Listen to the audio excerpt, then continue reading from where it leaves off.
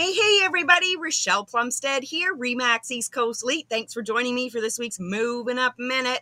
So last week was the introduction to SOBP, Sale of Buyer's Property. As you can see right here, the next few weeks we'll go over a few different points. This week I'll just go through the basics of what this means.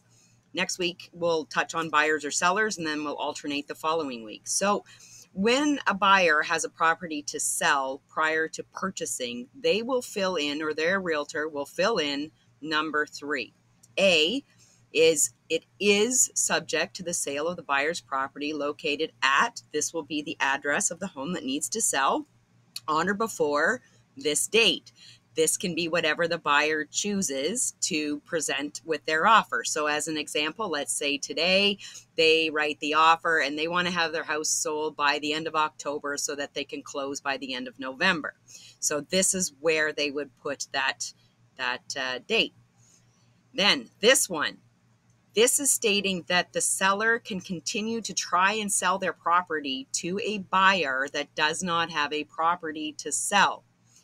So again, you can read through all of this, but the important part, in my opinion, is the buyer will be allowed so many hours, Sundays and holidays included, from the time of written notice to remove all conditions related to the sale of the buyer's property, failing which this agreement becomes null and void.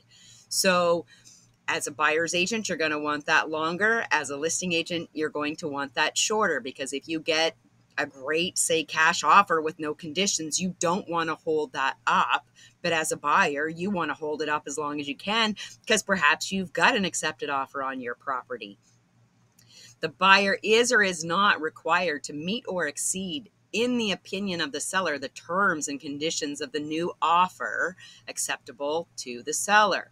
So again, buyer's agents don't want this, listing agents do. So this means if you've agreed to a price and terms and an offer comes in that's better, if you agree to meet or exceed it as a buyer, that means you have to meet or exceed anything in the opinion of the seller. This could be price, closing date, conditions, what have you. It is agreed and understood that any time before the seller or seller's agent gives notice to the buyer's agent regarding another acceptable offer, the buyer may waive this condition. However, this condition must be waived X amount of days before the closing date.